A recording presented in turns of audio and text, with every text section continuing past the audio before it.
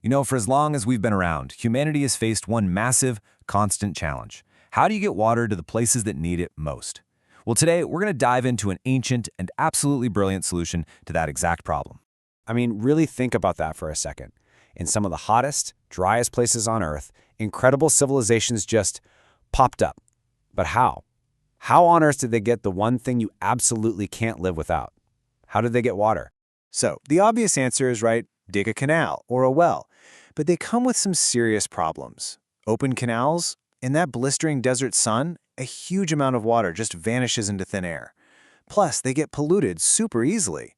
And wells, well, they can run dry in a drought, and they take constant, backbreaking work to get the water out. You just can't build a lasting society on something so unreliable. To solve the problem they were facing on the surface, ancient engineers had to look beneath it. They had to create a kind of hidden world of water that would totally transform the desert. In that solution, it has a name. It's called the Qanat, an incredible technology that was born in ancient Iran something like 3,000 years ago. And its whole purpose was to tap into a hidden, totally reliable source of water. So what is a Qanat exactly? Well, you can think of it like a man-made underground river. It's this genius way of finding groundwater deep inside the earth and then just guiding it, sometimes for miles and miles, right to a village without losing a single drop along the way. The brilliance of this design is really in its simplicity. Okay, so it all starts with what's called a mother well, which is dug way down into a water source, usually up in the foothills of a mountain. From there, a gently sloping tunnel carries that water downhill. Now, those vertical shafts you see, they aren't for pulling up water. Nope, they're basically just for air and for access while building the thing. The best part? The whole system is powered by gravity. That's it. No pumps, no moving parts, and, this is the crucial bit, zero evaporation. Now let's be clear, building one of these wasn't just a matter of digging a trench. This was a mind-blowing feat of engineering, and it was all done by highly specialized experts. This was absolute precision work. The builders had to be geologists, surveyors, and engineers all rolled into one. They were working with this complex set of skills that was passed down from generation to generation. So here's the basic game plan. First, these experts, these masters, had to find a reliable source of water underground. Then, they'd map out the entire route and dig a series of vertical shafts. And finally, workers would go down into those shafts and painstakingly, inch by inch, dig sideways, connecting the dots to create one long, continuous, and perfectly sloped tunnel. And the precision they achieved, it's just staggering. The builders, who were called mechanis, used the simplest hand tools to get a gradient as fine as 1 meter of drop for every 1.5 kilometers of tunnel. Think about that. If the slope was too steep, the water would just eat away at the tunnel walls. Too shallow, and it wouldn't flow at all. And they kept this up for unbelievable distances. The longest Qanats we know of are over 70 kilometers long. Just incredible.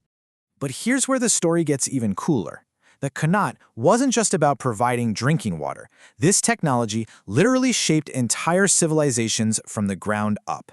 See, because the Qanat delivered this steady, cool stream of water all year round, it basically became the power source for some other truly astonishing technologies. Get this, ancient air conditioning. That's right, Persian architects built these things called wind towers over homes. These towers would catch the hot air on the surface, pull it down, and pass it over the cool stream of the Qanat running under the house. Then it would circulate that naturally chilled air through the building. This system could drop the temperature in a room by over 15 degrees Celsius. And if you thought that was cool, how about ancient refrigerators?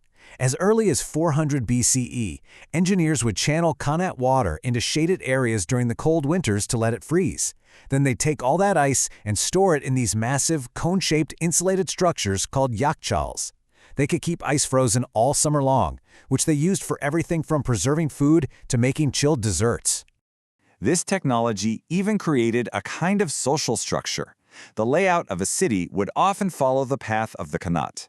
And if you were wealthy, you lived upstream, right where the Qanat came out of the ground, so you got the freshest, coldest, and cleanest water.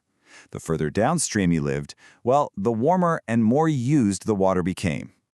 This idea was so good, so revolutionary, that it was never going to stay in just one place. It spread across continents, completely transforming landscapes wherever it went. So, from its start in Iran, the technology was carried west by the Persian Empire into places like Egypt. It traveled east along the famous Silk Road all the way into Central Asia and China. And later on, it spread across North Africa and then up into Spain, becoming a truly global phenomenon. And everywhere it went, people made it their own, and they gave it their own local name. So in Afghanistan, it's called a Karez. In Algeria, a Fagara. Over in Morocco, it's a Katara. In Oman, it's a Falaj. In Spain, it became known as a Galeria. And get this, it even made its way all the way to Peru, where the systems are called puquios. Each name, same brilliant idea. And the scale we're talking about here is it's hard to even wrap your head around. In just one place, the Turpan Oasis in China, the total length of these underground canals is about 5,000 kilometers. That's longer than the drive from New York to Los Angeles. So, after all this history, where does this ancient technology stand today? What's its legacy in our modern, high-tech world? Well, sadly, in the last century, a lot of Qanats were just abandoned.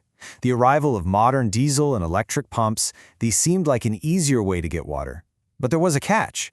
These new wells have often pulled out way too much water, causing the water table to drop and the ancient Qanats to just run dry.